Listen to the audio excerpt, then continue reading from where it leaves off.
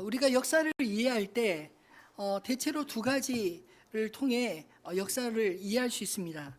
하나는 어떤 사건 중심으로 언제 어떤 일이 일어나느냐, 이런 사건 중심으로 역사를 이해할 수 있고요. 또 하나의 줄기는 그 사건들 속에 개입했던 사람들, 결국 그 사람들의 조합을 통해 사람을 중심으로 역사를 이해하는 방식이 있습니다. 이 성경을 보면 이 사건 중심과 그 사람 중심으로 한, 특히 이 족보들을 통해서 하나님의 구속 역사가 어떻게 흘러갔는지를 우리에게 말씀하고 있습니다.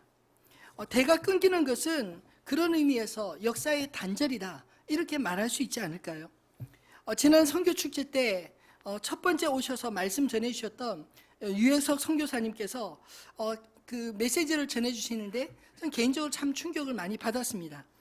우리나라의 심각한 저출산율은 앞으로 몇백 년 후에는 우리 민족 그 자체가 씨가 마를 수 있다, 사라질 수 있다, 이런 경고를 하고 있었고요.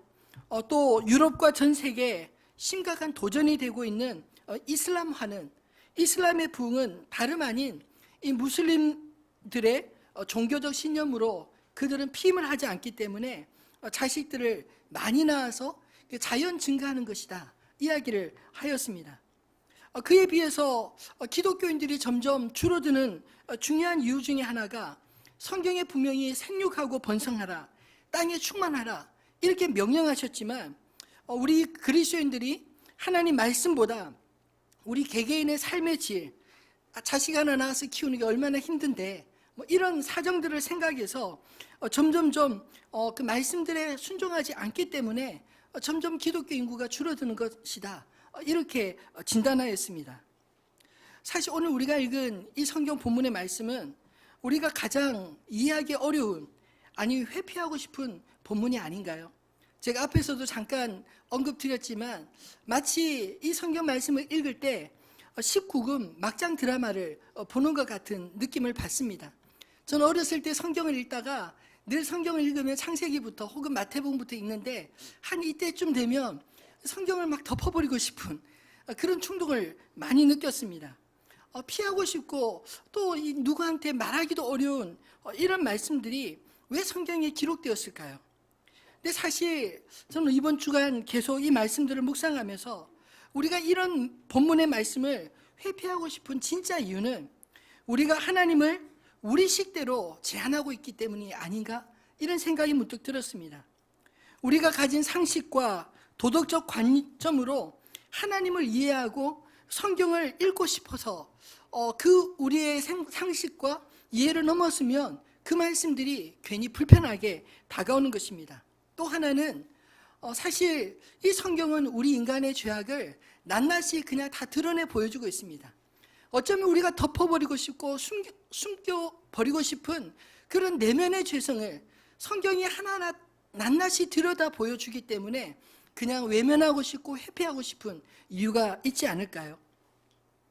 오늘 우리가 이 창세기 38장을 올바로 이해하려면 먼저 이 본문이 족보라고 하는 사실을 기억할 필요가 있습니다. 창세기 37장 2절 말씀 한번 같이 읽어볼까요? 야곱의 족보는 이러하니라. 요셉이 17세 소년으로서 그의 형들과 함께 양을 칠 때 그의 아버지의 아내들 비라와 실바의 아들들과 더불어 함께 있었더니 그가 그들의 잘못을 아버지에게 말하더라. 창세기 37장에 분명히 2절에 이렇게 설명합니다. 야곱의 족보는 이러하니라. 그러면 그 다음에 당연히 무엇이 나와야 합니까?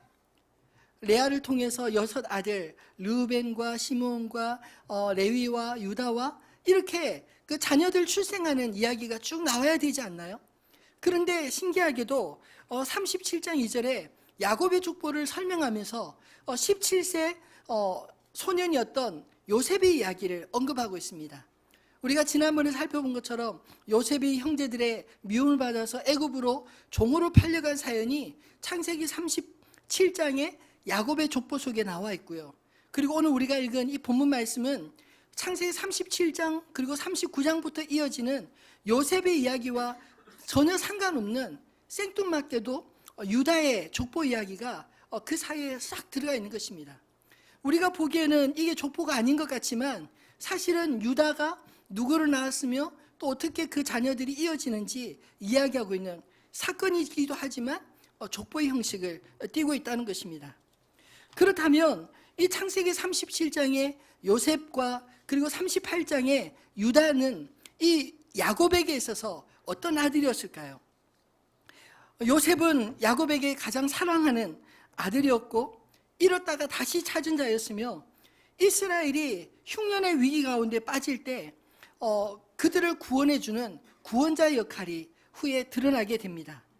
이 요셉은 사실 그 성경이 얼마나 한 사람에 대해서 오래 쓰고 있느냐 이것을 놓고 볼 때 아브라함과 이삭과 야곱을 잇는 이스라엘의 족장 중에 한 사람으로 요셉을 꼽고 있습니다. 그래서 이 요셉의 이야기는 야곱의 뒤를 잇는 족장으로서의 대표성을 가지고 그의 이야기를 풀어가고 있습니다. 그렇다면 오늘 본문 38절에 나와 있는 이 유다는 왜 갑자기 등장시켰을까요? 사실 유다는 야곱 족보에 있어서 실질적 장자의 자격으로 이름을 올리고 있기 때문입니다. 우리가 이미 살펴보았던 것처럼 야곱의 장남 르우벤은 야곱의 첫 비라를 범해서 장자의 지위를 잃었습니다. 그리고 둘째 시므온과 셋째 레위는 세겜성 사람들을 이 무고한 사람들을 학살한 죄로 이 르우벤의 그 자리를 뒤잇지 못했습니다. 그래서 레아에게서 난 넷째 아들이었던 이 유다 이름이 오늘 본문에서 실질적 장자의 지위를 얻어 이 야곱의 족보를 이어가고 있다는 사실입니다. 근데 여러분 오늘 본문을 자세히 보면 이 유다의 족보에도 큰 위기가 찾아와 있다는 사실을 발견할 수 있지 않습니까? 유다의 장자였던 엘과 둘째 오난이 자식을 남기지 못하고 죽어버렸기 때문입니다. 오늘 성경은 이 두 아들의 죽음에 대해서 분명하게 이렇게 언급하고 있습니다. 여호와가 보시기에 악함으로 여호와께서 그들을 죽이셨다. 근데 유다는 이 두 아들의 죽음이 마치 자기가 데려온 며느리 다말에게 있는 것 아닌가? 이런 오해를 가지고 있는 것 같습니다. 오늘 본문 11절에 보면 유다가 그의 며느리 다말에게 이르되 수절하고 내 아버지 집에 있어 내 아들 셀라가 장성하기를 기다리라 하니 셀라도 그 형들같이 죽을까 염려함이라.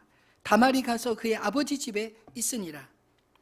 이 11절 말씀을 자세히 보면 이 유다의 의심을 간접적으로 설명하고 있는 것 아닐까요? 다시 말해서 셀라도 충분히 줄 수 있지만 그러나 셀라를 주겠다고 약속은 하고 실제로 셀라로부터 격리시키는 이유를 그 형들같이 죽을까 염려함이라. 이 말은 다시 말해서 앞에 죽은 두 사람이 다말 때문에 죽은 거 아닌가? 이런 의심이 사려 있던 것입니다. 사실 다말 입장에서 참 억울한 일입니다. 분명히 그녀는 유다가 선택하여 큰아들 엘을 위한 며느리가 되었지만 남편이 자식도 없이 죽어버리고 둘째 오난을 통해 큰아들의 자식을 다말을 통해 유다가 낳기를 원했지만 그건 역시 오난의 죄로 무산되어 버리지 않습니까? 그 두 명이 죽고 보니 졸지에 이 다말은 우리식으로 표현하면 옛날에 그런 말이 있죠. 시부모님들이 자기 아들이 결혼했는데 빨리 단명을 하면 그 며느리에 대한 그 미움을 이렇게 표현하지 않습니까? 내 자식 잡아먹은 여자라고. 마치 이 유다 입장에서 보면 이 다말은 자기 자식들을 둘이나 잡아먹은 여인으로 그렇게 마음에 부정적인 생각을 갖게 된 것 아닐까요? 그래서 셋째 셀라가 장성하면 주기로 했지만 그건 말뿐이었지 실제로 유다가 다말에게 요구한 수절하라 이 말은 청산과부로 근신하며 살라 이런 뜻입니다. 14절에 다말이 유다를 유혹하기 전에 그가 과부의 옷을 입고 있었다 이 말은 여자로서 그의 인생은 사람들에게 이 과부의 옷을 입고 살아가면서 남편을 둘씩이나 잡아먹은 여인이라는 무언의 손가락질을 당하며 그렇게 평생 살 형편이라는 것을 의미하지 않을까요? 이미 두 아들이 죽은 지 한참 됨에도 불구하고 다말은 이 과부의 옷을 벗지 못하고 입고 있었다고 성경은 말하고 있습니다. 아무리 기다려도 유다가 자신에게 지은 이 족쇄를 풀어줄 기미가 보이지 않자 다말이 스스로 자신에게 지어진 이 오명을 벗고자 시아버지 유다의 시를 받고 자기 때문에 엘과 오난이 죽은 것이 아니며 여인으로서 자신의 아기를 갖고자 하는 그런 용감한 행동이 오늘 우리가 보기에 참 이해하기 어려운 이 다말의 기행으로 보이고 있다는 것입니다. 저는 오늘 본문 말씀을 묵상하면서 사실 유다의 관점으로 유다의 시가 어떻게 이어지는지 그 관점으로도 묵상해 보았고, 또 다말의 관점으로 그가 얼마나 억울했으며 얼마나 한이 많았으면 이런 짓을 했을까, 그 관점으로도 살펴보았습니다. 그리고 하나님께서 이 두 사람을 어떻게 바라보셨을까 곰곰이 묵상해 보았습니다. 사실 오늘 본문의 말씀은 유다의 자손을 잇기 위해 유다는 유다대로 얼마나 애를 썼는지, 다말은 다말대로 얼마나 애쓰고 있었는지를 보여주고 있습니다. 결국 하나님께서 이 두 사람의 노력 중에 누구의 손을 들어주셨나, 이것이 오늘 본문의 결론이 아닌가요? 유다와 다말의 이 이야기를 통해서 우리에게 보여주시는 하나님은 어떤 분이실까요? 유다에게 하나님은 생명과 역사의 주권자이심을 우리에게 드러내 보여주십니다. 오늘 본문을 묵상해 보면 저는 새롭게 깨닫게 된 것이 유다의 착각과 자만이었습니다. 여러분, 본문을 자세히 보면 이 유다가 아내도 자기가 선택하고 며느리도 자기가 선택하고 심지어는 손주들까지 자신이 결정할 수 있다, 이런 생각을 가진 아주 가부장적인 남편이라는 사실을, 아버지라는 사실을 볼 수 있지 않나요? 2절에 보면 유다가 거기서 가나안 사람 수아라는 자의 딸을 보고 그를 데리고 동침하니, 사실 이삭과 야곱의 경우는 가나안 여인 중에 아내를 얻지 않고 일부러 멀리 그 아람 족속까지 가서 아내를 데려오지 않습니까? 그렇다면 이 유다도 여전히 그 아버지로부터 허락을 받고 결혼해야 될 것 같은데 유다는 그렇게 하지 않았습니다. 자기 눈에 보기에 가나안 여인 중에 한 사람을 택하여 동침하고 그리고 그를 통해서 세 아들을 낳았다고 기록하고 있을 뿐입니다. 근데 거기에 그치지 않고 6절에 보면 유다가 장자 엘을 위하여 아내를 데려오니 그의 이름은 다말이라. 엘이 다말을 보고 반해서 결혼하고 교제하고 이게 없고 유다가 그 장자를 위해서 며느리를 살펴보고 이 친구가 우리 며느리 되면 좋겠다, 그래서 그냥 데려왔다고 이야기를 합니다. 그런데 이 엘이 자식을 낳지 못하고 죽자 그 당시의 풍습을 따라서 이제 둘째 오난에게 형수에게 들어가 그 형의 아들, 즉 형의 이름으로 아들을 낳게 하라, 이렇게 요구를 합니다. 그리고 오난도 역시 자기의 씨를 주지 않으려고 한 것이 여호와 앞에 악하여 그도 죽임을 당합니다. 그러자 이제 11절에 보면 유다가 그의 며느리 다만에게 이르되 수절하라. 이제 더 이상 그 자식을 줄 마음 없는데 주겠다고 하며 수절을 요구하게 됩니다. 사실 이 모든 행동들을 보면 이 유다가 얼마나 가부장적인 사람이었나 하는 것을 보여주는 행동들 아니었을까요? 자신의 아내를 스스로 선택했음에도 불구하고 아들들을 위해서는 자신이 직접 며느리를 데려다 주었습니다. 그리고 손주들까지 자기 임의로 보게 하기 위해서 이 머리를 쓰고 계획했다가 번번이 모두 실패한 이야기가 오늘 본문의 내용인 것입니다. 뿐만 아니라 사랑하는 아내까지 그의 짧은 생애 가운데 그 두 아들과 아내까지 먼저 떠나보내야 했던 이 가장으로서의 유다의 형편, 그것을 몰락하는 한 가장의 모습이 아닐까요? 마지막 남은 이 막내 셀라조차 혹시라도 어떻게 될까봐 전전긍긍하는 그런 모습이 마치 그의 가정이 풍전등화와 같은 위태로운 상태를 보내고 있었다는 것을 보여주는 것 아닐까요? 유다는 자기 뜻대로 되지 않는 이 가정의 모든 문제를 자기 문제로 인식하지 못했습니다. 비겁하게도 그 탓을 다말에게 다 전가해 버립니다. 다말에게 수저를 요구해서 과부의 옷을 입게 하고 다말이 임신했다고 하는 소식을 듣자마자 앞뒤 전후 문맥 따져보기도 전에 오늘 본문 24절에 보면 이렇게 말하지 않습니까? 그를 끌어내어 불사르라. 이런 호통 뒤에는 사실 유다가 다말을 어떻게 생각했는지 분명하게 보여주는 그런 모습이 아닐까요? 이미 유다는 확신을 가지고 있었던 것 같습니다. 이 여인은 악하고 이 여인 때문에 우리 집안이 이 여인이 온 순간부터 망했다. 그러니 이 여인이 잉태하게 된 것, 이 음행한 것 때문에 망하였기 때문에 이 여인을 죽여라, 이렇게 말한 것입니다. 이런 유다의 오해와 억측을 무력하게 만든 것은 다름 아닌 다말이 미리 확보해둔 자기 뱃속의 씨가 바로 유다의 씨라는 것을 증명해 줄 증거물들이었습니다. 다말에게는 그 증표가 염소 새끼 한 마리와 바꿀 수 없는 자기 생명을 지켜줄 그런 물건이었던 것입니다. 다말의 이 증거물, 유다 자신의 물건을 확인한 후에야 유다는 비로소 다말에게 무죄를 선언합니다. 26절에 보면 그는 나보다 옳으니라. 사실 자식에 대한 집착이 자신에게만 있는 줄 알았는데 사실은 다말에게도 그 절박함이 있었다는 사실을 깨닫고 며느리의 그 기이한 행동을 자신의 탓으로 받게, 내가 셀라가 장성했음에도 불구하고 주지 않음 때문이다, 자신의 탓으로 돌리고 인정하여 받아들일 수밖에 없는 이런 유다의 모습. 여러분, 이 유다를 통해 내 안에 범하기 쉬운 잘못을 저와 여러분이 돌아볼 수 있게 되기를 바랍니다. 사실 우리 마음에 유다같이 내 자식 내 마음대로 교육시키고 내 마음대로 할 수 있어, 이런 생각들 여러분 갖고 계시지 않으신가요?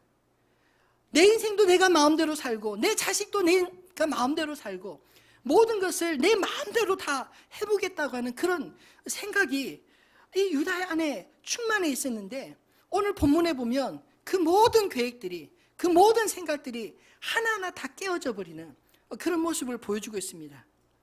여러분, 내 가정도 내 계획도 내 뜻대로 되는 것이 아니라는 사실을 빨리 깨닫게 되기를 소원합니다. 내 뜻대로 되지 않을 줄 알아야 하나님 앞에 겸손히 믿음으로 기도할 줄 알게 되는 것입니다. 하나하나 우리 자녀들에게 하나님 이 아이에게 무엇이 필요합니까? 기도할 수 있게 되는 것입니다. 오늘 본문 속의 유다의 모습은 가장으로 이 폼나게 권위를 행사해보고 싶었지만 실제로는 자기 뜻대로 된 것이 하나도 없는 철저히 실패자의 모습이 아닌가요?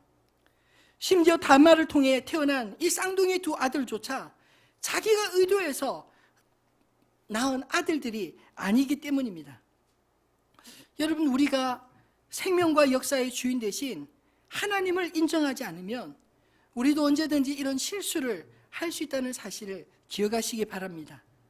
하나님이 내 생명의 주인이시요 내 가정의 주제시라는 믿음으로 겸손히 가장이면 가장으로서의 사명, 엄마이면 엄마로서 아내로서의 그 사명을 저 여러분이 감당할 수 있게 되기를 주님의 이름으로 축원합니다.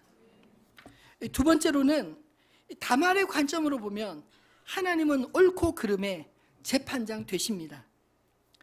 사실 본문을 자세히 살펴보면 마치 재판정의 모습처럼 느껴지게 됩니다. 재판정에 필요한 원고와 피고와 증인과 재판장이 오늘 본문 속에 다 보여지기 때문입니다. 원고가 누구입니까? 다말이 뱃속에 든 아이가 누구냐 밝혀내려고 했던 이 유다일 것입니다. 그리고 피고는 마땅히 청산과부로 살아야 될 이 다말이 임신하여서 누구의 자식인지 추궁받는 입장이었습니다. 그리고 증인은 오늘 본문 속에 살펴보면 상당히 많이 등장하는 유다의 절친 아둘람 사람 히라입니다. 이 히라가 그 유다의 증표를 다시 돌려받기 위해서 염소 새끼를 가지고 사람을 수소문해서 찾았던 사람이었기 때문입니다. 그리고 마지막으로 재판장은 이 모든 일을 아시고 그리고 그들의 모든 동기까지 살피시며 마지막으로 다말의 손을 들어 쌍둥이 아들을 주신 하나님 아버지이신 줄 믿습니다. 유다는 잠시 자신이 원고이자 재판장까지 될 줄 착각했었지만 다말의 지혜와 기지로 아들을 뵌 사람의 증거물을 제시하고 증인 히람이 그 증거물을 전후 사정을 다 알고 있었기 때문에 다말은 모든 오해와 죽음의 위기를 넘어설 수 있었던 것입니다. 그리고 참 신기하게도 저는 말씀을 묵상하면서 하나님께서 이 다말이라는 여인을 얼마나 아끼셨는지 새롭게 깨닫게 되었습니다. 사실 여러분, 유다의 아내의 이름은 성경의 기록으로 남아있지 않지 않습니까? 단지 유다의 아내를 가나안인 수아의 사람, 가나안 사람 수아의 딸이라고만 언급되어 있습니다. 이름이 나와 있지 않습니다. 그러나 며느림에도 불구하고 다말은 자신의 이름을 당당하게 성경의 기록으로 남기고 있습니다. 또 다말이 오해받았던 유다의 두 아들 엘과 오난의 죽음이 다말의 죄 때문이 아님을 마치 하나님이 증명이라도 해 보여주시듯이 다말에게서 잉태된 쌍둥이 두 아들을 한 번에 주시지 않습니까? 그것도 마치 두 아들이 뱃속에서 서로 다투며 나오는 장면이 마치 에서와 야곱처럼 보여집니다. 형을 제치고 나온 이 베레스를 통해 하나님께서 유다의 씨를 다윗과 그리스도까지 이어가고 계신다는 것은 성경을 통해 우리가 아는 바 참으로 놀라운 반전이 아닐 수 없습니다. 여러분, 그럼에도 불구하고 분명히 다말이 의도를 가지고 유다에게 접근했음에도 불구하고 성경은 왜 다말의 죄를 묻지 않고 있을까요? 우리 세상적인 관점으로, 상식적인 관점으로 볼 때 유다가 창녀에게 정당한 대가를 치르고 한 행위로 보고 이 다말의 기행을 음행으로 규정 지을 수 있는 건 아닙니까? 그런데 그 내용을 보면 조금 다른 느낌을 받게 됩니다.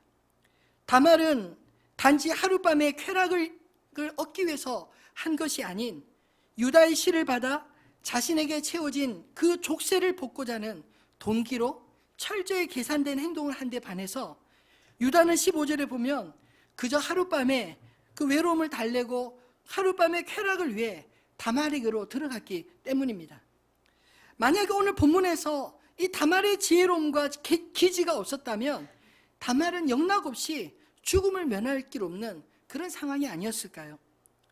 유다가 발뺌할 수 없는 증거물을 가지고 보았을 때 비로소 유다가 시인하고 네가 나보다 옳다 인정하며 받아들이게 된 것 아니겠습니까?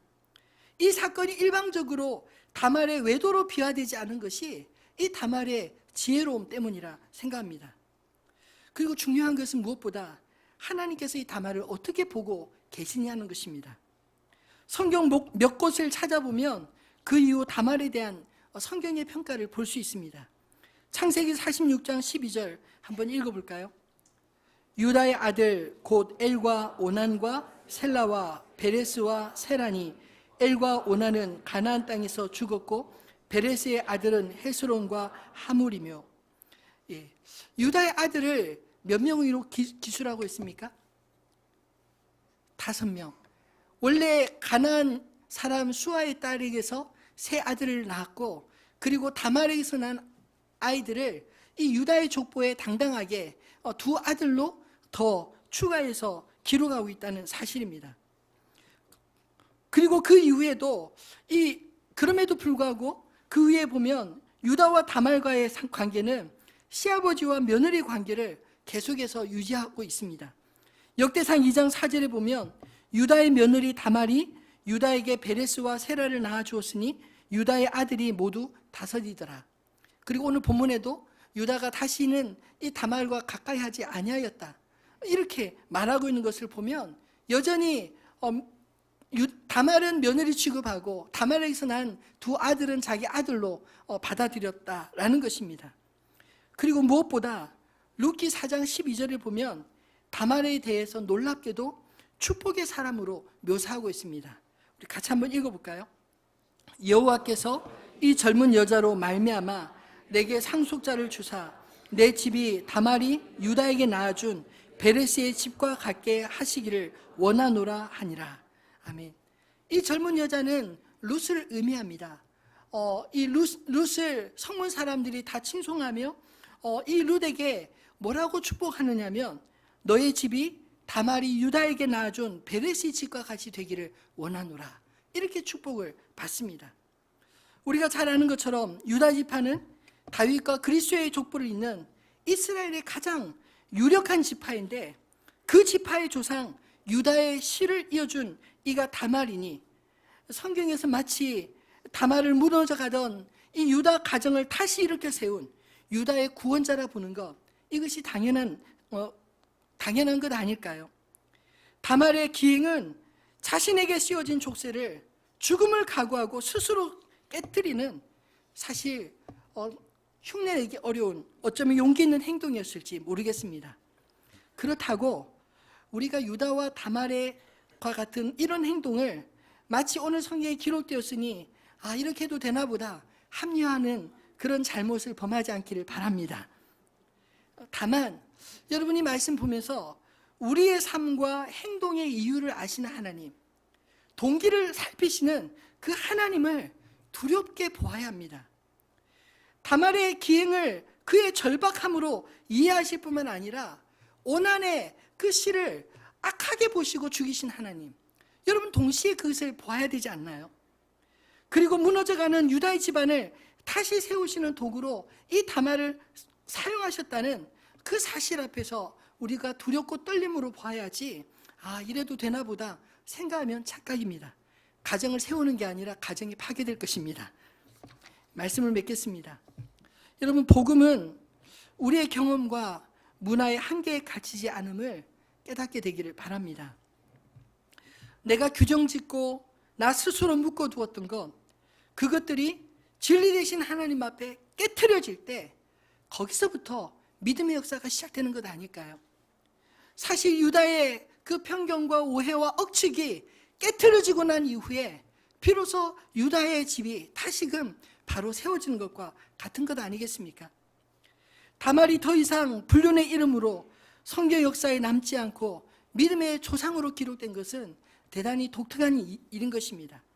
마태복음 1장 1절로 3절, 우리가 잘 아는 아브라함과 다윗의 자손의 그 족보에 보면 이렇게 말씀하고 있습니다.